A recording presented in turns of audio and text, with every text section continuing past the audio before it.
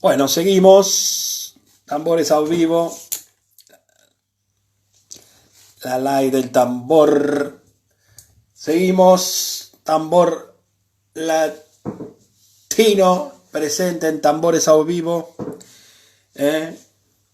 Vamos a escuchar y ver algo mientras vuelve nuestro amigo Bastian Beta.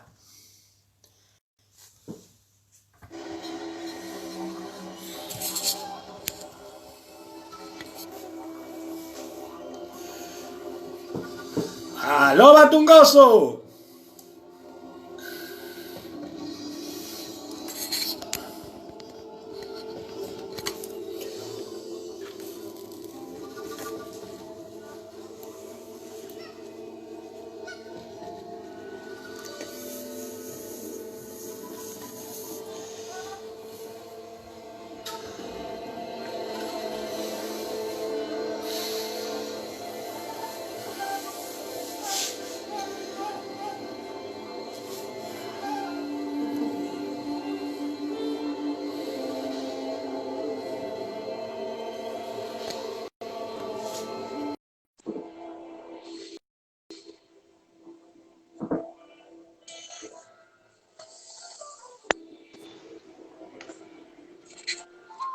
Menos mal no quedamos con alguna idea importante a media, porque ahí sí que habríamos sufrido.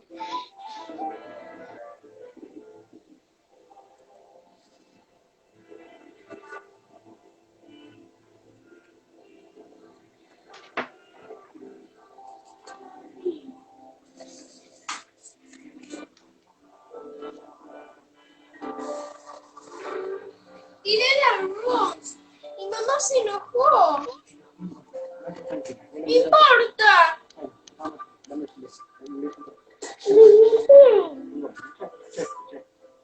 Ahora, vaya para allá. No, Cerrame la puerta. no. Cerrame la puerta.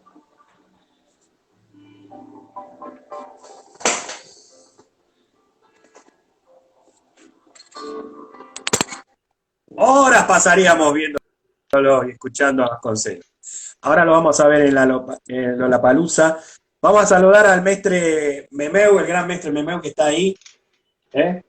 Y a nuestros amigos, Batungoso Bolivia, siempre fiel ahí, acompañándonos. Lisa Puertas, Andrés Mejías, Leonel, Electric y otros amigos que se van a ir sumando. Bueno, entonces ahora sí, ya estamos en la segunda hora. Se cortó unos minutos antes, pero contanos entonces este proceso que vos bien incluís en tu enseñanza, digamos, ¿no? Claro. Mira, antes quiero precisar también en la complejidad del tema que estamos abordando. Porque yo me atrevería a decir que cuando hablamos de carnaval en Chile, cuando hablamos del movimiento percusivo también, que acotando el carnaval quizá a relacionarlo a lo que nosotros hacemos. Porque tenemos que entender que el carnaval también tiene una tradición y una manifestación en Chile religiosa. El carnaval tiene distintas disciplinas, distintas corrientes, distintas influencias. Por tanto, estamos como tratando de situarlo en lo que nosotros hacemos, que es el samba reggae y el bloco afro.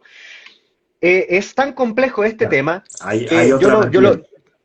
exactamente. Es tan complejo este tema que yo creo que lo podríamos abordar y redondear en cuatro grandes aspectos que al mismo tiempo no están ajenos ninguno del otro, están todos relacionados. Uno que tiene que ver el desarrollo del carnaval y la expresión artística en el proceso sociopolítico, como sociedad, como en este cambio social a nivel histórico, es el primero. El otro como una expresión y dentro de lo que entenderíamos como una identidad. El proceso identitario nacional o el proceso identitario chileno, el proceso identitario del carnaval chileno. Eso es otro proceso, es otra historia en donde podemos también irnos en una vertiente muy amplia. El tercero es el carnaval o la expresión artística musical y es como disciplina artística. Es decir, la profesionalización en el tiempo, la organización, la producción en el tiempo y cómo ha ido evolucionando, esa también es otra historia, pero que al mismo tiempo tiene que ver con la identidad, tiene que ver al mismo tiempo con la realidad sociopolítica.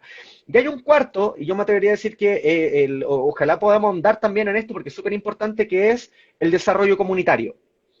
porque el desarrollo comunitario y los fenómenos sociales dinámicos también son un tema. Y el carnaval predominante en Chile viene desde el territorio, viene desde la organización popular y, en primer lugar, de la autogestión.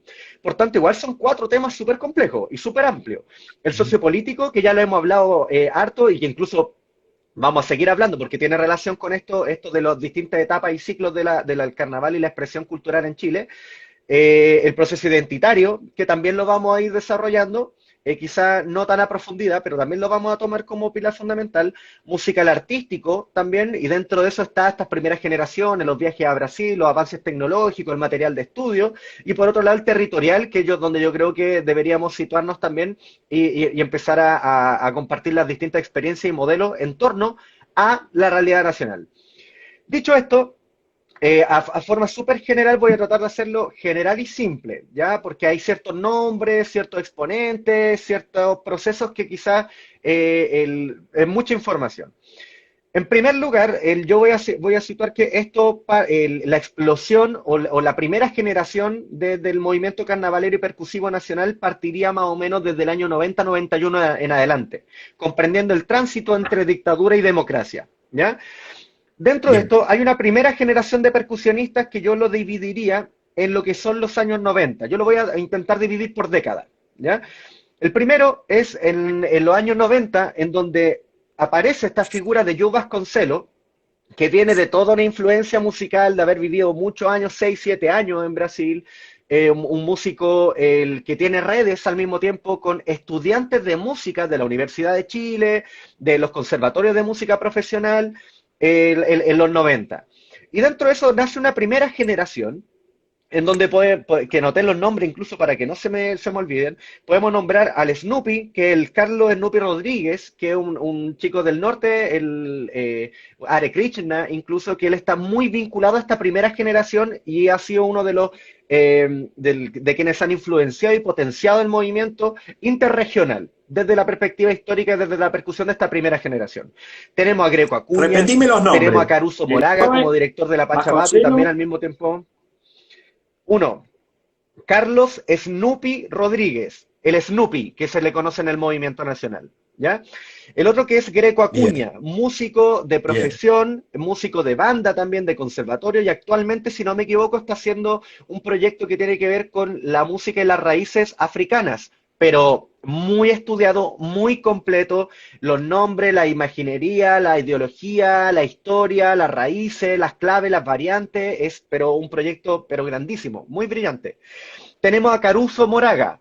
Caruso Moraga fue director del proyecto Pachabatu, en donde varios percusionistas que hasta el día de hoy siguen tocando, fueron, fueron parte del proceso y miembros de la Pachabatu, ¿ya? Entonces tenemos, y al mismo tiempo, Caruso Moraga participó de los primeros proyectos también musicales como Amereida, Mamayuca y otras agrupaciones en los años 90, estoy hablando. Tenemos también claramente a Joe Vasconcelos, tenemos también a José Izquierdo y Beatriz González, que me imagino que tú también, Ivo, los conoces, ya que José Izquierdo es profesor en Pracatum, ha sido maestro también en la Escuela Creativa de Olodum también. Entonces tenemos, por otro lado, también a Beatriz González, que es fundadora, si no me equivoco el nombre, de la Escuela Abierta de Danza Ducandeal, y que son personajes también que han influenciado, fueron parte de esta primera generación de percusionistas y artistas chilenos. Y que finalmente terminaron desarrollándose y viviendo allá en Salvador de Bahía y haciendo carrera allá. Pero al mismo tiempo, cada Ahora, cierto tiempo, pará. José Mira, Izquierdo... mira. José Izquierdo, ¿es Sí, chileno o baiano que se instala en Chile? es chileno. Yo tengo entendido que junto con Beatriz son los dos chilenos radicados en Brasil. Bien. Y que radicados en Brasil, que vuelven a Chile y desarrollan la musicalidad en Chile, ¿o no? No, al contrario, ellos se perfeccionan musicalmente en Chile, viven en Chile, hacen su vida en Chile, y después migran a Salvador de Bahía y se quedan allá. Eso Ah, tengo bien, entendido perfecto. yo. Ahora, si me equivoco y la gente ahí puede corregir o reafirmar si es que estoy en lo correcto, hágalo, ¿ya? Pero Perfecto. eso es lo que tengo entendido yo. Bien. Tenemos también a Sidney Fernández da Silva. Sidney también lo tengo aquí anotado, fue director también, el primer director de Amereida, que fue uno de los primeros blocos también en la región metropolitana. Quiero hacer también una salvedad, Ivo, para la gente que nos está viendo, la gente que vaya a ver este video después. Cuando yo estoy hablando de estas agrupaciones y del movimiento, por lo que yo estudié, por el material que está dispuesto para poder estudiar esto, está súper localizado en la región metropolitana, ¿ya? Hay también, no sé si excusarme o disculparme por esto, pero yo no he encontrado mucho material de lo que ha sido el desarrollo musical en torno al carnaval y a los bloques en regiones. Asimismo, todos estos personajes están vinculados también al desarrollo y actividades del carnaval y el proceso evolutivo de la música en regiones, ¿ya? Pero para que lo tengamos súper claro y la gente que lo está viendo, que esto está igual súper localizado en la región metropolitana. Yo soy de las personas que tiene súper claro que Santiago no es Chile, pero es el material que yo he estudiado, ¿ya? Por tanto, para poder encasillarlo ahí. Volviendo al tema, Sidney Fernández da Silva, junto a su hermano, los hermanos da Silva, que actualmente son miembros de una banda, de la banda da Silva, fueron percusionistas también de la banda de Joe Vasconcelos, son percusionistas profesionales que han colaborado con Iyapu, con Sol y Lluvia, con exponentes de la música folclórica nacional. Ellos también fueron parte de esta primera generación en los 90. ¿Ya? Y otro que yo no conozco también, bueno, hay hartos nombres que por ahí, gente que yo no conozco, que es, por ejemplo, Pablo Sosa, y en fin, Lutieres, y muchos más que también tienen que ver en esta generación.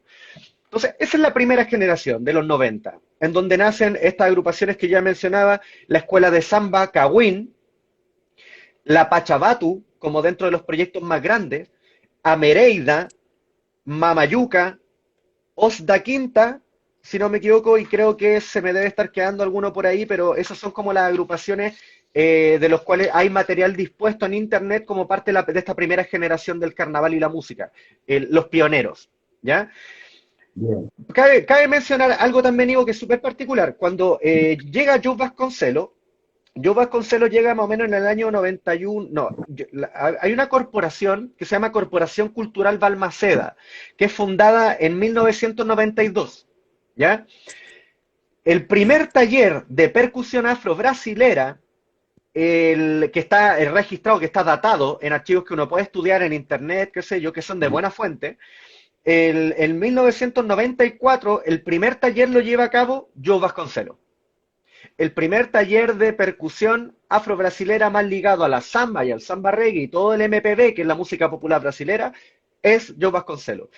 Y muchos de todas estas personas que yo te mencioné, varias de ellas, y algunas que no, porque hay algunas que son de regiones, varios de ellos fueron colaboradores o alumnos o músicos en formación que participaron de este taller. Y después de finalizado este taller, todos estos participantes, siendo amigos, siendo colegas, siendo músicos de conservatorio, músicos de estudio, de grandes universidades, ellos migran, salen de ahí, y ahí hablamos de un concepto que tú lo empleas mucho, Ivo, que quiere decir de esta semilla, de este árbol que germina y va generando ramas. Por lo tanto, esta primera generación fue, digamos, este primer tronco, esta primera semilla que germinó, y de ahí hasta el día de hoy no ha parado de germinar y de dar fruto y de crecer. Por tanto, Bien, Beta, nombrala de nuevo esa escuela y dónde, en qué lugar de Chile fue que se desarrolló este primer taller. Son varias. Está la escuela de samba Cawin, ya, Sí. que no tengo claro en qué comuna estaba, pero sí que estaba vinculado a estos personajes. Después quizá yo te puedo pasar los nombres por interno para que tú los puedas contactar, incluso sería muy interesante y yo creo que estaríamos todos muy agradecidos que pudiese entrevistarlo porque son cultura viva. Ellos son historia viva, por lo tanto tienen mucho que aportar a esto. Yo lo estoy hablando desde lo que he estudiado, desde lo que he conocido, pero ellos son los que tienen el testimonio y la experiencia. Por tanto, Claro. sería muy interesante, muy bonito rescatar esos testimonios. Está Ahora, la recordame, escuela Beta, de... Dime. recordanos ese primer taller que da Joe Vasconcelos. ¿Cómo era el nombre? La Asociación Balmaceda, dijiste. Corporación Cultural Balmaceda. Balmaceda. Ese fue el Balmaceda que fue fundada en el año 92 y lleva su primera forma como taller ya establecido, como taller que ya tenía alumnos regulares en 1994. ¿Ya? Perfecto. Y eso, bueno, todo esto que yo estoy contando he estudiado, yo lo he estudiado en documentos y documentos que están basados de fuente directa y entrevistas con Joe Vasconcelos, con Caruso Moraga, con todos estos personajes de que yo te estoy mencionando. ¿Ya? Por Bien, tanto, no son bien. cosas que me estoy sacando del bolsillo o que escuché, sino que son cosas que vienen No, del no, mismo no, no. testimonio de las personas. No, para la gente Perfecto. que asiste a esto y que quiere corroborar incluso la información, me puede hablar por interno y yo le puedo pasar todos los links de los documentales que yo uso para estudiar y que uso como material de aprendizaje para mis clases, los documentos que yo he utilizado para poder estudiar. Pídamelo, yo no tengo ningún problema y se los comparto. ¿Ya? Bien. Entonces, como te decía, Ese Corporación entonces, Cultural Balmaceda. ahí está. Entonces, ahí en la Asociación Cultural Balmaceda, ¿en qué ciudad de Chile acontece esto? ¿Dónde? Santiago de En Chile. En Santiago de Santiago Chile, de ahí, Chile, y queda en las cercanías del Parque Quinta Normal, ya al norte de Estación Central, Comuna de Santiago, hay como ciertos límites. Si no me equivoco, pertenece a la Comuna de Santiago. perfecto. Entonces, ahí es donde se genera la primer cantera, digamos así, ¿sí? Donde Joe Vasconcelos arma ese tronco grande, del cual después se expande a otras, a distintas regiones y lugares, ¿no? Es muy importante Claro, esa identidad, ubicar, ¿no? Por dónde nace. Pero Santiago de Chile, entonces, Balmaceda es el lugar donde Joao Vasconcelos larga ese tronco cultural que después se expande en el resto de Chile. Es un buen dato exactamente. histórico. Bien, Entendiendo continúa. claro que pero quizá darlo no está de más, que estamos hablando del proceso del fenómeno del carnaval y la música percusiva metropolitana. Ahí cabe Bien, mencionar certeramente de que ahí fue la primera cantera, de donde bien, nace y ya se forman se forman los formadores, se forman claro. quienes después iban a ser líderes o directores o mestres en otros proyectos. Entonces, tenemos, Bien, te decía, bueno, Joe Vasconcelos, los primeros grupos que son la Kawin, la Pachabatu, Amereida, Oscuranderos, Sigiridum, si no me equivoco, Sigiridum es de región. Ya no tengo entendido mucho dónde, porque tampoco he encontrado mucho material para poder estudiarlo. ¿Ya? Os da bien, Quinta, en fin, varias agrupaciones. Eso referente a la década de los 90, ¿ya? Importante también el precisar que en este proceso de los 90, del 99 al 2000, 99-2000, cabe que destaquemos con lo que partimos la entrevista de esta charla hoy día, con la teleserie, la novela Cerro Alegre, con ya una influencia de Joe Vasconcelos musical inspirada en Brasil y que mezcla la identidad chilena, habla de cosas chilenas y que potencia aún más esto. Ya teniendo profesionales formados en esto, músicos, agrupaciones, más esto que mediáticamente llegó a todo Chile por cadena nacional, fue bomba. Y ahí está. después de esta primera Ahí generación de profesionales, se juntaron ahí los se astros. juntó, ahí se juntó. Y Ahí al se mismo juntan. tiempo, estos músicos profesionales que estaban en estos primeros talleres, en estas primeras agrupaciones, fueron los profesores al mismo tiempo de una generación muy amplia de jóvenes que se vieron atraídos por esta disciplina. Por tanto, ya al año 2000, me atrevería a decir que había decenas, cientos de personas que ya habían pasado por talleres, que ya tenían experiencia, que ya conocían lo que era el bloco afro, las escuelas de samba, el samba reggae, el samba enredo, samba exaltación, el samba carioca. Entonces ya había ya un conocimiento, tanto en las comunidades, en el mundo de la música y en el inconsciente colectivo nacional. Entonces Bien, ahí cerraría la primera etapa, que es de los años 90. Después de eso, empiezan a pasar fenómenos súper importantes en donde se empieza a mixturar lo que nosotros hablamos de este primer punto que yo destacaba, que es el proceso sociopolítico.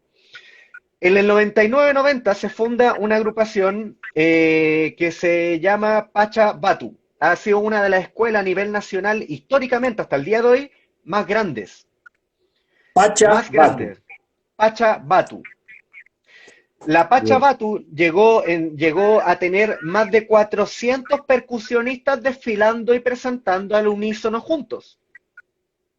¿En Repito, Santiago? en Santiago de Chile, en la elipse del Parque O'Higgins, para que te puedas hacer la idea, la elipse del Parque O'Higgins es donde se realiza la parada militar. por donde desfilan los cuerpos militares para todo esto de las fiestas patrias, qué sé yo. Por lo tanto, es un elipse, un lugar muy grande, muy amplio, y la Pachabatu logró convocar tanto percusionistas, ritmistas como bailarines, más de 400 personas en este lugar. ¿Qué año? En el año, si no me equivoco, eso fue entre el año 2001 y 2003, fue este Bien. suceso. Apuntaría, creo yo, que históricamente fue en el 2001, cuando en específico se juntan los 400 percusionistas y más. Y decime, ¿qué tendencia tenía en ese momento Pachabatu? ¿Era samba afro, samba reggae, samba exaltación, samba enredo? ¿O una Yo mezcla? tengo entendido que era una mezcla. Yo tengo entendido que era Claro. una mezcla, porque mezclaban ritmos bayanos como el samba reggae, el merengue, ritmo de avenida, con ciertas claves cambiadas. Pero ahí hay un testimonio súper bonito, al mismo tiempo que pasó que cuando Caruso Moraga, que fue el director y fundador de Pachabatu, empezó con este proyecto, si no me equivoco fue antes con Osda Quinta, no me acuerdo cuál fue, si Pachabatu o Osda Quinta, pero pasó que Pachabatu hay una anécdota que está registrada incluso, que él cuando estaba realizando sus primeros talleres, él tomó su teléfono y llamaba, si no me equivoco, a los hermanos da Silva y le decía, Sidney, ¿cuál es la primera y cuál es la segunda? No, la primera es la que toca primero y la que toca segundo. Y él le decía, ya, pero ¿y la clave cómo era? Pam, pam, pam, tum, tum, tum, cha, cha, cha, cha. Ya, a ver, cántamelo. Tucu, tucu, tu, tucu, tucu. Entonces, por teléfono, ellos se cantaban estos ritmos y él decía, ya. Y está escrito, y él lo dijo, así como, oye, no, pero es que es re complicado todo esto, po, ya, muchas gracias, muchas gracias. Y él seguía haciendo su clase. Entonces, eso denota al principio incluso que la poca acceso al material. Porque las primeras generaciones, y tú que tuviste la oportunidad de estar en los 80 y has viajado muchas veces a Brasil, entenderás que los primeros materiales que la gente disponía, que esta primera generación disponía, era cassette, ni siquiera CDs, eran cassette. Los Entonces era como cassettes, estar claro. escuchando, y si tú querías repetir algo, era darle atrás y escucharlo de nuevo, atrás, y tenías que ponerte así los audífonos para poder identificar qué es lo que estaba sonando detrás del canto. Por lo tanto, en Chile pasó un fenómeno, y esto como anécdota también, pasó un fenómeno que durante muchos años se juntó lo que era la marcación o la dobra de primera, y la marcación y la dobra de segunda, se juntaron en un instrumento, y aquí en Chile, hasta el día de hoy, hay agrupaciones que tocan merengue, toco toco tom, tum pan cum, toco toco tom, tum pan cum, y no hacen la división. Pero eso viene ¿de dónde? Que cuando uno escuchaba una canción de Lodum, una canción de Ileayé, ¿qué es lo que se escuchaba? Tucutucutun, tum can cum. No se escuchaba el tum pan cum, tum pan pa cum, tum pan cum. Eso no se alcanzaba a escuchar. Entre la instrumental, la guitarra, los tambores, la caja, repique, el canto, eso no tenías cómo distinguirlo.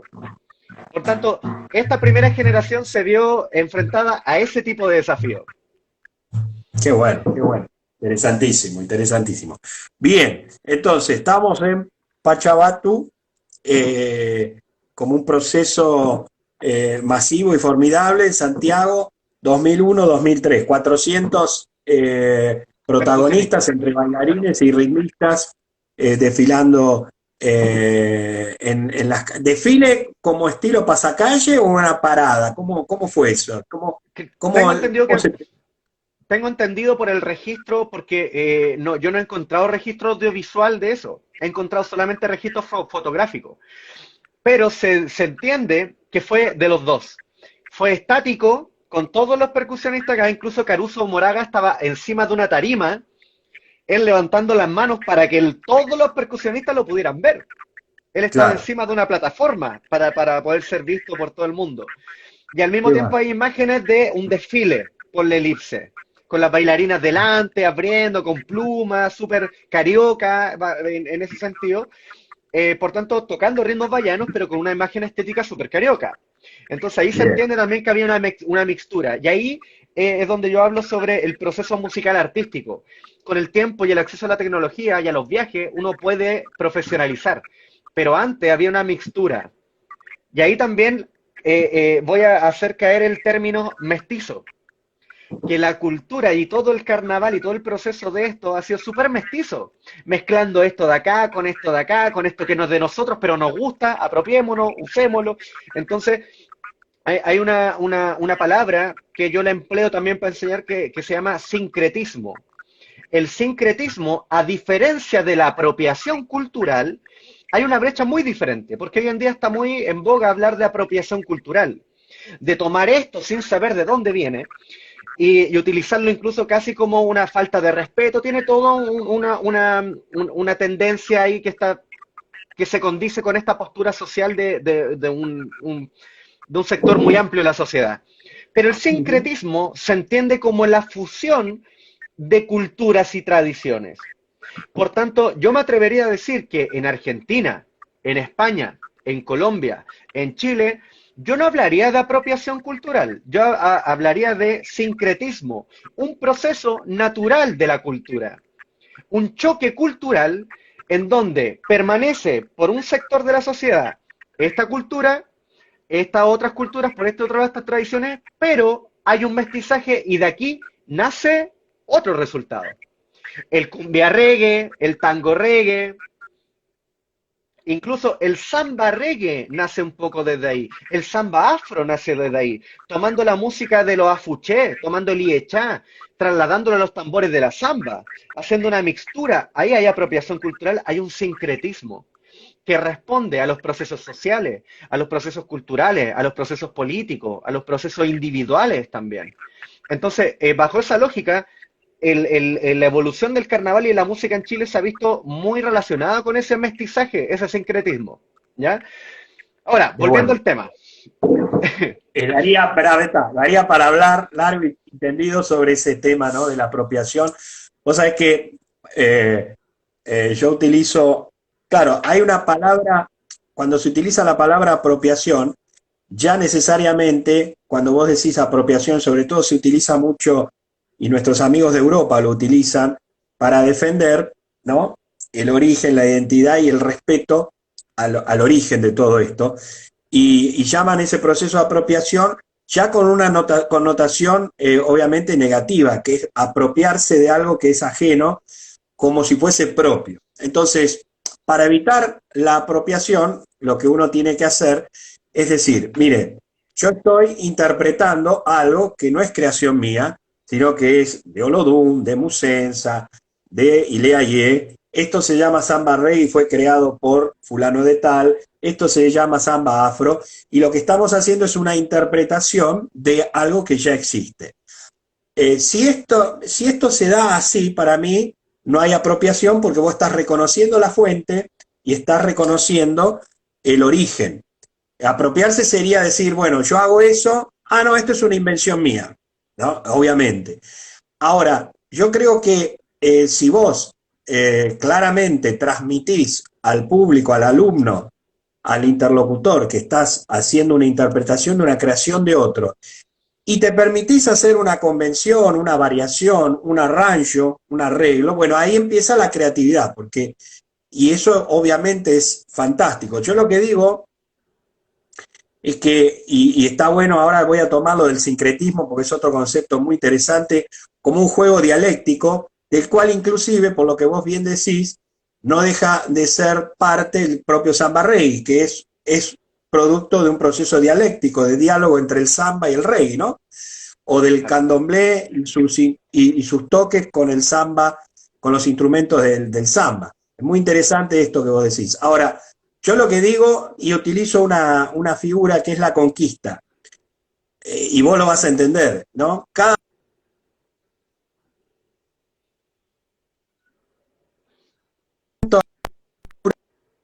estos barrios de Salvador,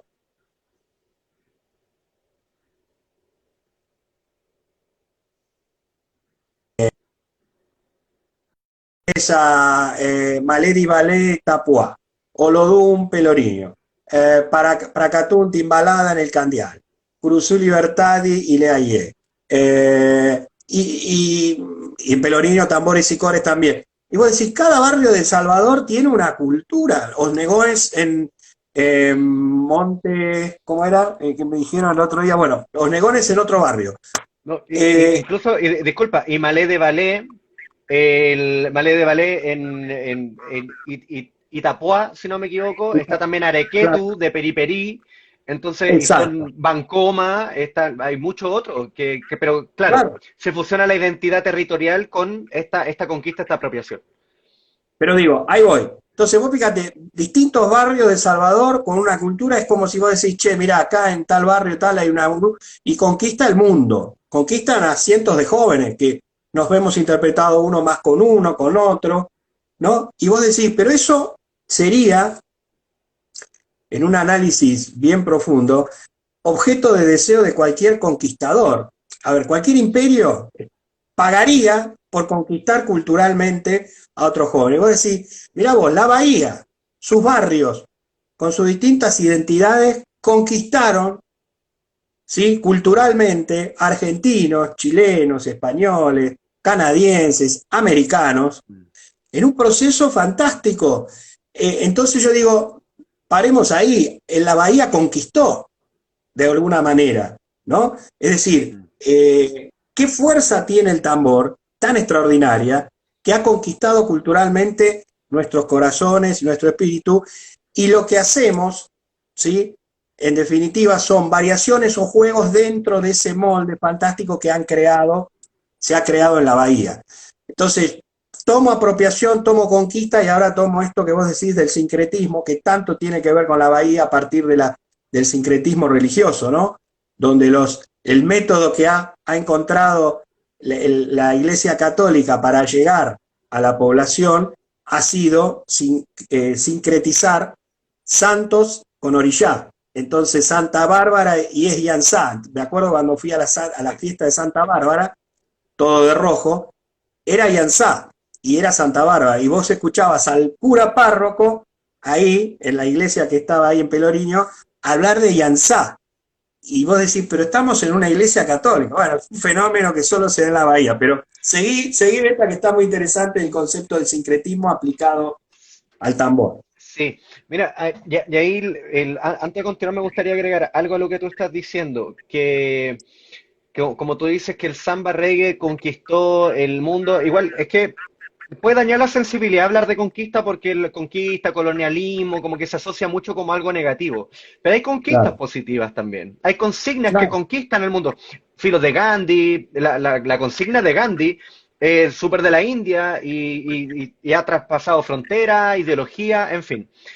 Pero yo claro. creo que una de las características que tiene el samba reggae en sí es que como proviene de la música afro desde las raíces de las naciones africanas, Bantú, Ketu, Yeye, de donde viene el Liechá, Fuché, en fin, incluso de donde vienen los orichas y toda esta imaginería más religiosa que viene de África, usa el tambor, y este simbolismo para mí es casi como filosofía de vida que usan el tambor como medio de comunicación con lo abstracto, para conectar lo terrenal, para conectar lo físico con lo espiritual.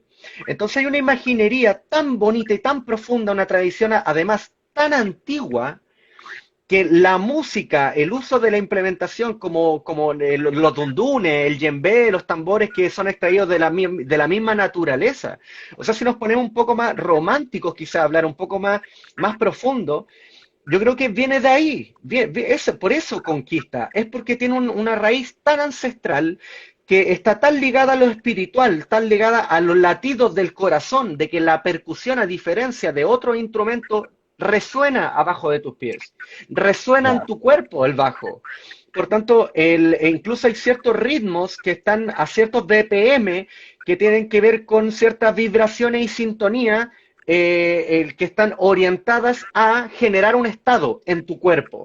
Por lo tanto, el samba reggae, mezclando la consigna política, mezclando su historia de reivindicación y con algo y con una historia, también una historia triste, una historia de sacrificio, de muerte, de esclavitud, pero darle este giro de canciones alegres, de canciones educativas, de canciones faraón, que habla de la historia de la raíz del pueblo negro, afrodescendiente es tan fuerte, es tan poderoso que no hay frontera, no hay barrera que limite aquello. Y hay algo que me voy a tomar de las palabras de Mestre Memeu, que él dice que la música, el samba reggae es un lenguaje. La música en sí es un lenguaje y es casi intrínseco a la naturaleza humana.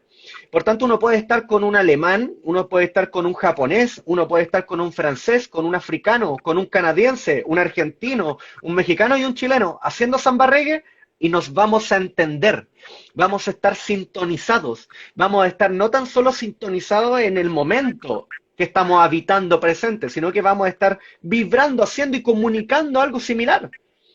Porque esa interpretación viene desde la conexión con uno mismo. Es súper espiritual lo que estoy hablando al mismo tiempo, pero no es tan lógico porque tiene un sustento biológico. Entonces, por tanto, de ahí yo vengo, de ahí yo complementaría este argumento de la conquista del samba reggae.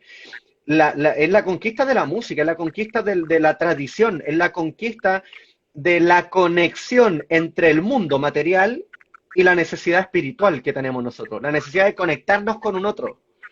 Por Qué tanto, bueno claro, eso. yo soy un enamorado del samba reggae, soy un agradecido tanto de Neguinho do Samba, de los tríos, los blocos de indio en Brasil, de los blocos afro, de los afuché, de los carnavales en Chile, de la fiesta del roto chileno. Creo que todos somos el resultado, no tan solo del el desarrollo y los productos culturales locales, somos el resultado de algo súper global, o sea, no, de algo que no tiene frontera. Bajo esa lógica es súper bonito y creo que todos los países, si bien utilizamos el samba reggae, tenemos una identidad. El samba reggae español suena a samba reggae español, se ve como un samba reggae español, porque los españoles tienen un sonido, suelen tener un sonido y una afinación mucho más metalizada, que tiene que ver también con una estética quizás más docta, más de respetar el sonido, más de respetar a... Puede ser que vaya por allá. El sonido de Ainja tiene una característica identitaria particular y que tiene mucho que ver con la identidad y la forma de pensar y de vivir del colombiano. El batuque, la percusión de Argentina es súper argentina. El batuque chileno, y esto yo lo he hablado con mucha gente, tiene que ver con, es un batuque chilensis.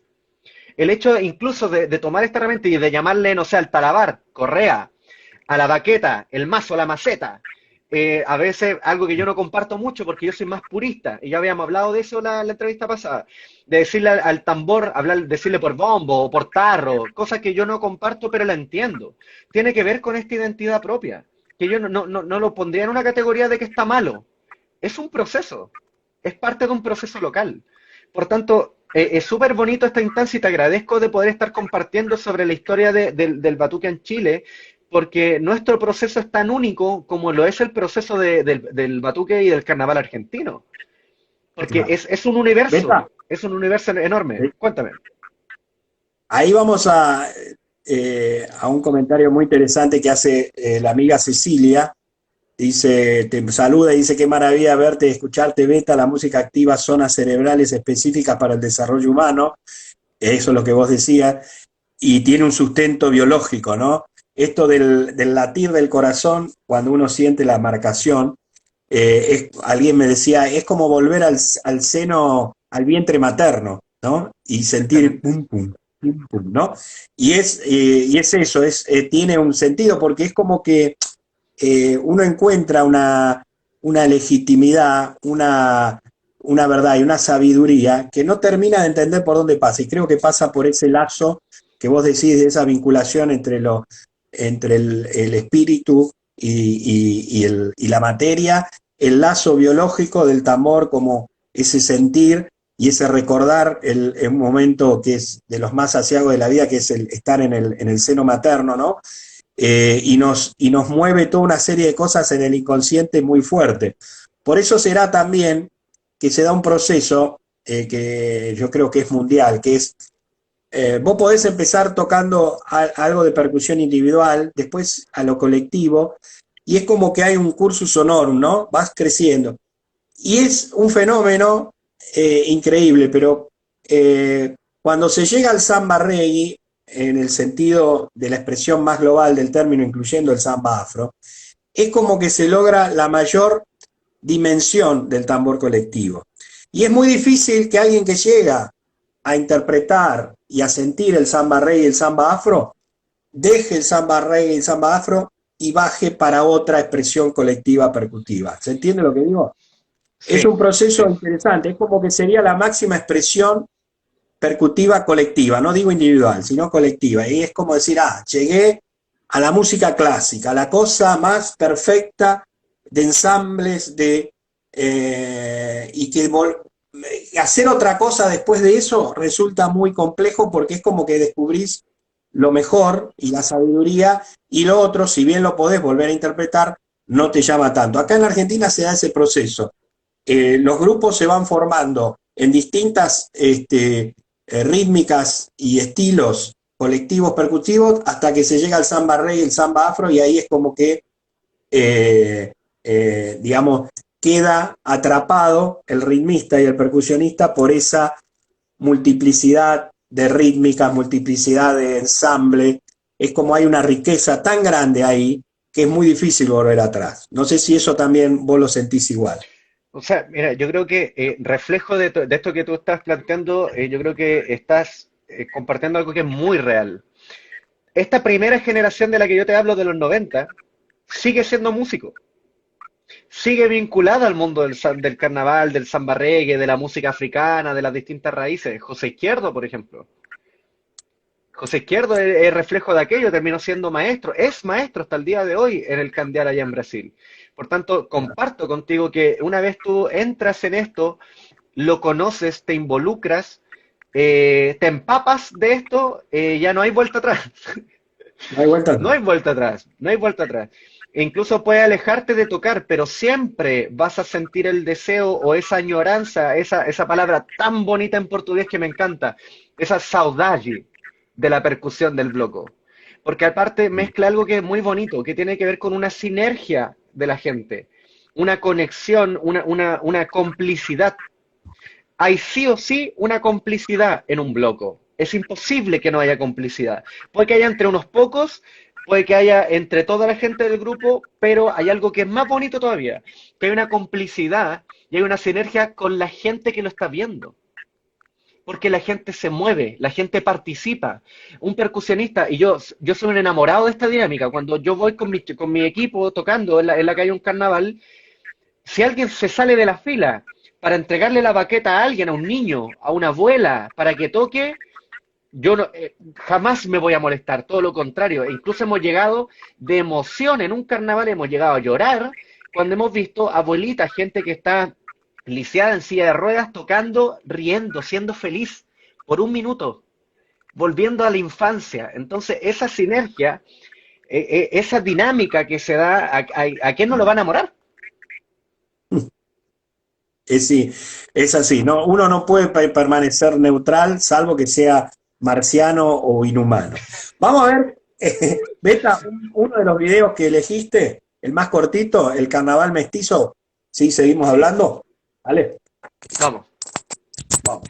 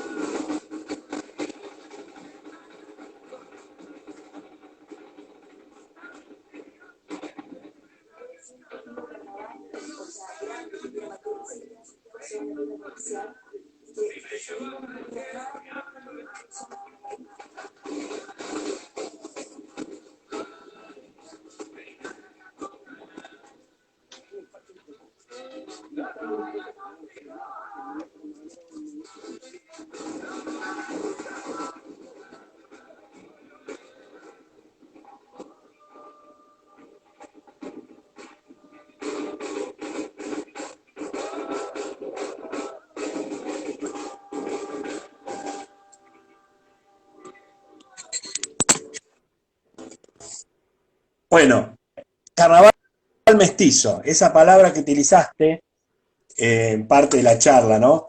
Eh, y cuando decís carnaval mestizo, ¿qué estás diciendo? Mira, primero compartir el que ese video, ese registro, es un documental muy bonito, en donde se toman las distintas experiencias y testimonios de varios artistas, también de la directora del ex Consejo de la Cultura y las Artes, que ahora ya es Ministerio de la Cultura, las Artes y el Patrimonio. Y además participan gente que yo le tengo mucho cariño, que conocí en mis inicios de la percusión, que es el Nico de la agrupación Mansopiño de Peña, de Peñalolén, los chicos de Clanciño, participa ahí Joe Vasconcelos, él estaba dando su testimonio, Anita Tijoux, una artista también del folclore nacional también, participa mucha gente. Dicho esto, los chicos plantean, y esta idea no es mía, no es original mía, no se me ocurrió a mí. Es algo que yo escuché de los mismos chicos, incluso antes de que saliera el resultado de este material audiovisual, que es hablar del carnaval mestizo. ¿Por qué? Porque cuando hablamos de carnaval y hablamos del origen, tiene su origen, hay que entender que viene de la Iglesia Católica, viene tiene relación con la Cuaresma, en fin, es súper religioso. Luego, cuando entendemos el carnaval, nosotros y nos imaginamos al tiro el carnaval de Río, en un sambódromo, casi como un desfile, y incluso no mucha gente en Chile, me atrevería a decir, a nivel de poder proyectar visualmente, conoce lo que es el carnaval de Bahía, los tríos eléctricos, no mucha gente lo conoce. Cuando nosotros hablamos de carnaval en Chile, también está asociado a los carnavales religiosos, y por otro lado a carnavales populares, a carnavales que tienen más una figura de fiestas de la primavera, que se daban incluso antes de dictadura, en años, no sé, en 1940, 1950, aquí en Chile. El, cuando hablamos de carnaval es un pasacalle, cuando hablamos de carnaval están los caporales, los tinku, están las distintas disciplinas andinas. Cuando hablamos de carnaval están las batucadas, las comparsas. Entonces, si nos damos cuenta, cuando hablamos de carnaval, carnaval engloba una cantidad de gama de entendimiento de carnaval. Y bajo esa lógica de que el carnaval está influenciado con tantas formas, tantos estilos y tantas disciplinas, cuando lo llevamos a mirarnos a nosotros mismos como chilenos, el chileno es mestizo. El chileno no es descendiente de españoles, que fueron quienes invadieron Chile y quienes hasta el día de hoy, de cierta manera, simbólicamente siguen luchando con el pueblo mapuche que hasta hoy en día ha resistido. Tenemos sangre mapuche, tenemos sangre mestiza, influenciado por afrodescendientes, influenciado por los ONAS, por los Selknam, influenciado por los colonos ingleses, franceses, italianos que llegaron a Puerto, a Villarrica, con toda esta, alemanes incluso. Chile es un país mestizo, por tanto, entendiendo el contexto histórico, el contexto más biológico, sanguíneo, si lo queremos ver, y al mismo tiempo el contexto de la muestra artística, Chile tiene un carnaval mestizo. Mil Tambores es un carnaval mestizo, porque en Mil Tambores tú tienes escuelas de samba, bloco afro, comparsa, compañías de teatro, tinku, caporales, tobas, tienes todo tipo de expresión cultural habitando el mismo espacio. Chile es mestizo, el carnaval en Chile es mestizo. Bien, bien. Bueno, tenemos alguna dificultad en el audio para pasar el otro video, pero que es bastante extenso y es muy interesante para ver. Pero digamos, tendríamos muchísimo tiempo más para desarrollar un tema tan profundo y tan lindo, y la verdad que vos tenés un conocimiento fantástico, y has hecho y has estudiado muy bien estos procesos. Y por primera vez tengo que decir, Beta, que gracias a tu aporte he entendido ciertos por qué, ¿no? El por qué es tan importante el carnaval en Chile. Vimos la vertiente afro, vimos Vasconcelos, Valparaíso, esa novela, esa musicalidad puesta, que, digamos, llega al inconsciente colectivo y se transforma en algo fantástico porque le da un espacio al tambor, y una legitimidad increíble. Y para terminar, no quiero, hablamos de la política del futuro, también aprendimos desde Argentina y de todos los que escuchamos y nos interesan estos temas, qué es lo que viene en Chile, la diferencia entre estallido y esta Revuelta, revelación, claro. revuelta, que claro, que es una es un proceso que continúa, que está presente y que viene en el futuro, que es fantástico de entender y cómo el tambor acompaña eso. Contame un poquito, ¿cómo está el tema del COVID en Chile? ¿Qué restricciones han tenido en estos tiempos y qué perspectivas hay en lo inmediato para poder volver a las calles a tocar?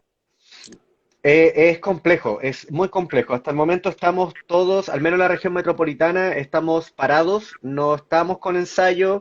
El único acercamiento quizás que han tenido algunas agrupaciones han sido ensayo, clases virtuales. Eh, ¿Y cuál es como la esperanza de lo que se viene respecto al confinamiento? Yo creo que es muy incierto todavía. Proyectar una fecha, proyectar ciertos plazos. E incluso mañana yo entro a trabajar en un piloto de una especie como de escuela, guardería, en donde los chicos, es un grupo muy pequeño, muy reducido, volverían del confinamiento a este primer acercamiento con la escuela nuevamente.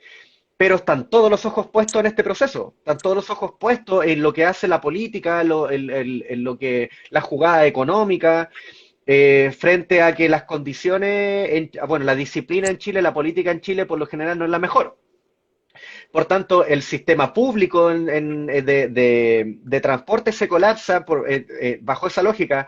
Las escuelas pueden tener las condiciones, los lugares de trabajo pueden tener las condiciones, podemos apuntar a este distanciamiento social, pero no podemos garantizar efectivamente que la gente no va a contagiarse o que no va a haber un repunte, una explosión en los contagios porque el transporte público por lo general se colapsa, los espacios públicos se colapsan, porque hay una especie, me atrevería a decir, incluso hasta de sobrepoblación en la región metropolitana al menos. Y dentro de la cultura chilena, nosotros no somos de mantener distancia, el chileno es muy de piel, es muy de contacto, es muy de reunirse. De habitar espacios comunes, sobre todo pensando en esto, en la dinámica de nosotros, del carnaval, de tocar en las plazas, en fin. Por lo tanto, es muy, muy incierto. Ahora, ganas nos faltan. Yo creo que todos quienes somos del mundo del carnaval y de la percusión extrañamos la calle, extrañamos a nuestro equipo, a nuestros compañeros, extrañamos el tambor, extrañamos el reunirnos, el apropiarnos del espacio público, el darle un uso común al espacio público y utilizar los recursos para generar más cultura. Yo creo que eso todos lo extrañamos, lo necesitamos y estamos ahí con toda la energía y la disposición de retomar aquello, pero todavía muy expectante. Todavía no hay ninguna certeza. Bien. Y a ver, y en tu sospecha, la gestión de gobierno se enamora de la cuarentena y de la restricción. ¿No es una tentación a veces? Digo, tan adverso que es el tambor a ciertas políticos, ¿no? Y ciertas gestiones que lo ven como un adversario. ¿No pasará también algo de eso, ¿no? Que hay cierta utilización de esta situación real y concreta para aplacar ciertos movimientos. Sí, sí, mira, ahí yo creo que no vamos a alcanzar a ahondar en esto, pero tiene mucho que ver con la experiencia de esta segunda etapa que te hablaba yo desde el año 2000 en adelante.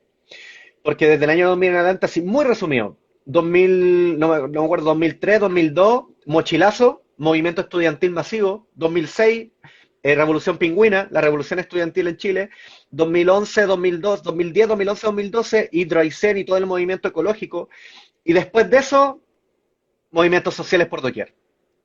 Movimientos políticos, movimientos que tienen que ver con reforma legislativa, en fin. Por lo tanto, me tomo de las palabras del Nico de la Manso Piño, que está ahí lo plantea esta visión, el tambor es convocante.